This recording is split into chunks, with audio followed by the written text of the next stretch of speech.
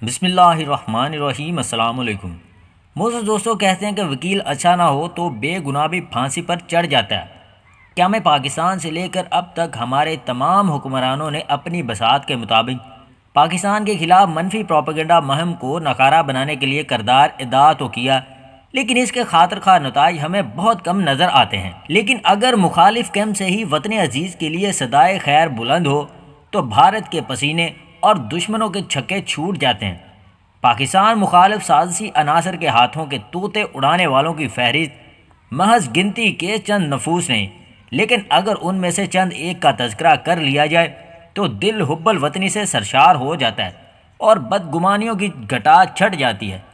یہ ایسے غیر ملکی مہمان ہیں جو پاکستان کے حق میں رطب اللسان ہیں۔ سنتھیارچی ایک امریکی خاتون ہیں، گو کہ ہم وطنوں کی اکثریت ان کو ان کی ایک سیاسی جماعت کے ساتھ 2019 سے شروع ہونے والے تناؤ کی وجہ سے جانتی ہے، لیکن در حقیقت وہ 2010 میں ایک پاکستانی نژاد امریکی کے اکسانے پر پاکستان آنے کے لیے آمادہ ہوئیں۔ 2016 تک وہ پاکستان کے لیے ایک خیر سگالی سفیر بن چکی تھیں۔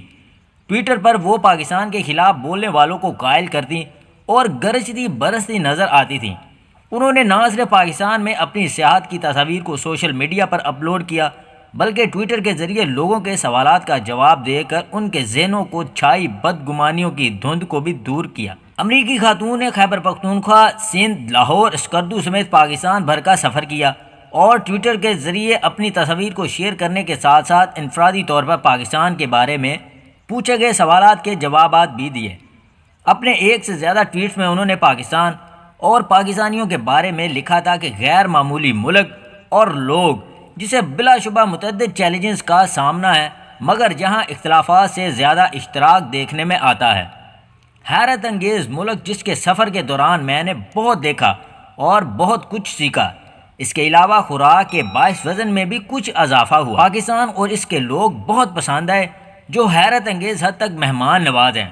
پاکستان کو فوٹوشاپ کی کوئی ضرورت نہیں۔ پاکستان ایڈونچر ٹریول کے لیے قدرتی اور جادوئی مناظر سے بھرپور ہے۔ دوستو پاکستان کے مخالفین جب ان سے یہ سوال کرتے ہیں کہ قدرتی مناظر اور مہم جوئی کی اس وقت تک کوئی اہمیت نہیں جب تک سیکیورٹی مسائل حل نہیں ہو جاتے، تو ان کا جواب اس سوال سے شروع ہوتا تھا کہ کیا کسی فرد کی اہمیت اس وقت ختم ہو جاتی ہے جب اس کے بازو میں کینسر ہو جائے؟ نہیں، آپ جسم کو کینسر سے نجات دلاتے ہیں تو ایسا ہی ایک قوم بھی کرتی ہے۔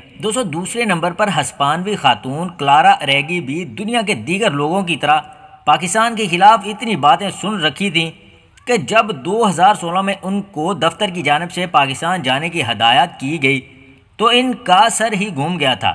فی الفور انہوں نے نہ جانے کے عذر تراشنے کے لیے کاغذ قلم تھام لیا۔ فیس بک پر انہوں نے اپنی پوسٹوں میں انکشاف کیا کہ اس کی وجہ یہ تھی کہ وہ سمجھتی تھی کہ ان کو جس ملک میں بھیجا جا رہا ہے وہاں دھول مٹی سے بھری ہوئی سڑکیں، ٹریفک کا جام اور بدبودار گدوں کے درمیان زندگی گزارنا پڑے گی۔ دوستو ظاہر ہے کوئی بھی باشعور ایسا کب چاہے گا۔ ان کے ذہن میں یہ تاثر تھا کہ پاکستان گولیوں، دھماکوں، دہشت گردی اور بدنظمی کا شکار ہے، لیکن پاکستان میں ان پر جو بیتی اس نے ان کے خیالات کو یکسر بدل کر رکھ دیا۔ کلارا نے لکھا کہ پاکستان جانے سے قبل کئی لوگوں نے انہیں ہدایت کی تھی کہ مت جاؤ، بیمار ہو جاؤ گی، فوڈ پوائزن ہو جائے گا۔